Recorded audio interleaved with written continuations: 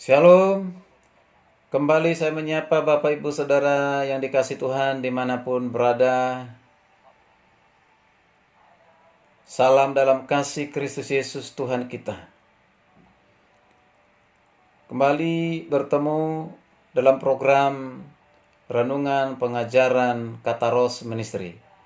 Saya Pendeta Adol Bastian Putar-Putar kembali mengajak Bapak Ibu Saudara untuk membaca merenungkan kebenaran firman Tuhan. Untuk melanjutkan renungan yang sebelumnya, yaitu tentang dosa yang tidak dapat diampuni. Dengan nas firman Tuhan yang sudah kita baca, saya akan baca sekali lagi sebagai kelanjutan materi ataupun renungan yang kita sudah dengar bersama-sama di sesi yang pertama atau di renungan yang pertama. Injil Matius pasal 12 ayat 31 sampai 32 berkata demikian. Sebab itu aku berkata kepadamu, segala dosa dan hujat manusia akan diampuni, tetapi hujat terhadap Roh Kudus tidak akan diampuni. Apabila seorang mengucapkan sesuatu menentang anak manusia, ia akan diampuni. Tetapi jika ia menantang Roh Kudus, ia tidak akan diampuni di dunia ini tidak, dan di dunia yang akan datang pun tidak. Di nas ini ada dosa yang tidak dapat diampuni dan dosa yang dapat diampuni. Kita sudah belajar bersama apa yang dimaksud dengan dosa yang tidak dapat diampuni, yaitu dosa dengan menghujat Roh Kudus. Bahkan sudah dijelaskan apa artinya menghujat Roh Kudus. Maka kita lanjutkan kebenaran firman Tuhan ini supaya kita mengerti kebenaran ini dengan utuh, mengapa atau apa yang melatar belakangi Yesus mengatakan demikian, yaitu dengan menghujat Roh Kudus dosanya tidak akan diampuni, baik di dunia yang sekarang dan dunia akan datang, berarti di akhirat. Kita harus memperhatikan, memahami semua konteks yang ada di ayat ini, pasal 12 secara keseluruhan. Orang yang sesungguhnya yang diutus untuk membebaskan Israel, baik secara rohani maupun secara nasional, yaitu Yesus Kristus, ditolak, bahkan dituduh melakukan konspirasi dengan setan. Jadi Yesus dengan pengajarannya dan melakukan mujizatnya itu dituduh oleh orang Farisi ahli Taurat sebagai pekerjaan setan atau dibantu dengan kuasa setan. Padahal Yesus sudah memperkenalkan dirinya melalui pengajarannya, melalui mujizat-mujizat yang dilakukannya. Bahkan banyak orang yang takjub, tapi orang Farisi ahli Taurat justru menuduh Yesus melakukan semua itu atas dasar kuasa setan. Tentu penolakan tersebut didasarkan sebagai dosa melawan Roh Kudus. Itulah yang disebut dengan penolakan ini, tuduhan ini. Inilah disebut dengan dosa melawan Roh Kudus. Kalau kita perhatikan di ayat 18, Yesus pernah berkata di depan mereka, "Aku akan menaruh rohku ke atasnya." Bahkan ini satu nubuatan juga yang didengarkan, bahwa mereka mengerti, orang Farisi ahli Taurat tahu, para pemimpin agama tahu bahwa roh yang ada di dalam Kristus itu adalah roh Allah. Tetapi para pemimpin agama justru berkata orang ini mengusir setan dengan Belzebul, penghulu setan.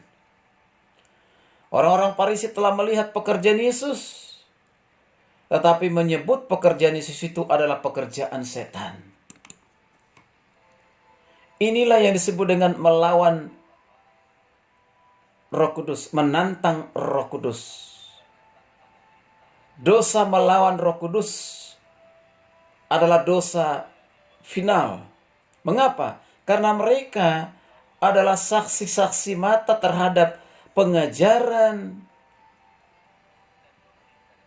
pekerjaan Yesus, mujizat yang dilakukan oleh Yesus. Mereka saksi nyata, melihat langsung. Mereka diampuni ketika berdosa melawan Kristus, melawan Yesus yang datang sebagai manusia. Itu mereka lakukan. Tetapi mereka tidak mempercayai kesaksian Roh Kudus yang adalah kesaksian final. Maka mereka tidak akan pernah diampuni. Tidak ada lagi kesaksian yang selanjutnya. Kesaksian yang dilakukan oleh Roh Kudus itu adalah kesaksian terakhir. Jadi dosa melawan Roh Kudus adalah dosa yang kekal.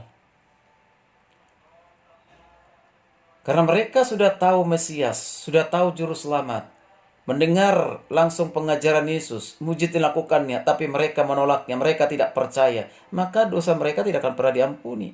Sampai matinya mereka pun dosa mereka tidak akan pernah diampuni.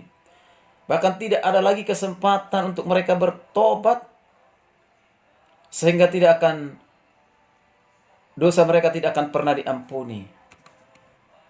Maka ini disebut dengan dosa kekekalan. Jadi kalau orang yang sudah menolak Roh Kudus, ajaran Roh Kudus, ajaran Yesus, karya Roh Kudus, karya pekerjaan Roh Kudus, bahkan dengan tuduhan bahwa itu pekerjaan setan, sampai dia mati, menolak Injil Kristus, menolak dia sebagai Mesias, menolak dia sebagai Juru Selamat, maka tidak ada lagi pengampunan. Tidak ada lagi pengampunan bagi mereka yang menolak karya Kristus, kematiannya, kebangkitannya, menolak Injil. Tidak ada pengampunan. Tapi ketika dia masih hidup di dunia ini, suatu saat dia datang bertobat, berubah, jadi orang percaya, Tuhan pasti mengampuni. Tuhan pasti mengampuni. Tapi kalau dia hidup terus-menerus dalam penolakan secara permanen, sistematis, continue sampai akhir dari hidupnya, ya tentu pasti tidak ada pengampunan. Luar biasa. Mengapa? Karena hanya dengan kuasa Roh Kudus atau pribadi Roh Kudus lah yang membuat orang mengerti Injil, mengerti firman, hatinya diterangi, dia dituntun untuk datang percaya kepada Kristus, tetapi menolaknya. Lalu, mau karya mana lagi yang akan mereka terima, yang akan mereka dengar? Hal yang seperti ini, dosa seperti ini, hanya dilakukan oleh mereka. Seperti orang Farisi ahli Taurat yang menuduh pengajaran dan kuasa Allah yang dilakukan oleh Yesus itu sebagai kuasa setan. Itu sama saja menolak pekerjaan Kristus, menolak karya Roh Kudus. Kalau sudah menolak karya Roh Kudus, sudah jelas dosa mereka tidak akan pernah diampuni. Mereka akan binasa. Inilah yang dikatakan dosa menghujat Roh Kudus. Nah, apakah orang Kristen atau orang sudah percaya sungguh-sungguh kepada Kristus dapat menghujat Roh Kudus? Tentu tidak. Orang yang sudah lahir baru, orang yang sudah percaya kepada Kristus, orang yang sudah mengalami Kristus dalam kehidupannya, sudah menikmati kasih karunia, mengecap kebenaran firman, sudah masuk dalam persekutuan dengan Roh Kudus, persekutuan dengan Bapa, dengan Anak, tidak akan pernah menghujat Roh Kudus. Mengapa? Karena Roh Kudus lah yang membuat dia percaya. Karena Roh Kudus lah yang membuat dia bertobat. Karena Roh Kudus lah yang menuntun dia mengenal kebenaran, hidup dalam kebenaran. Dan tidak mungkinlah melakukan sesuatu yang bertentangan dengan kehendak dari Roh Kudus. Tidak. Jadi kalau ada ajaran yang mengatakan masih mungkinkah orang percaya menghujat Roh Kudus, tentu itu keliru, salah. Tidak akan pernah.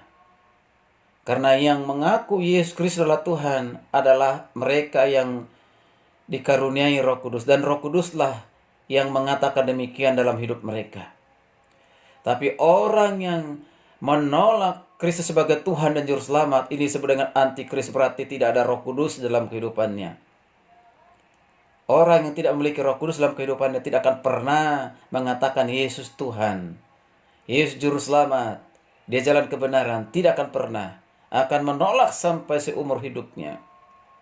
Tapi ketika seorang sudah memiliki Roh Kudus dalam kehidupannya, ketika dia percaya kepada Injil, percaya kepada Kristus sebagai Tuhan dan Juru Selamat, Roh Kudus dikaruniakan kepadanya, maka Roh Kudus itu akan menuntun dia terus-menerus mengenal Kristus, mengenal kebenaran dan hidup dalam kebenaran, setia dalam kebenaran, setia mengikut Yesus sampai selama-lamanya, dan tidak akan pernah menghujat Roh Kudus itu sendiri. Jadi sekali lagi, orang yang sudah percaya kepada Kristus, orang yang sudah lahir baru, tidak akan pernah menghujat Roh Kudus. Nah, tapi mendukakan Roh Kudus masih memungkinkan. Harus kita bedakan apa artinya menghujat Roh Kudus dan apa artinya mendukakan Roh Kudus.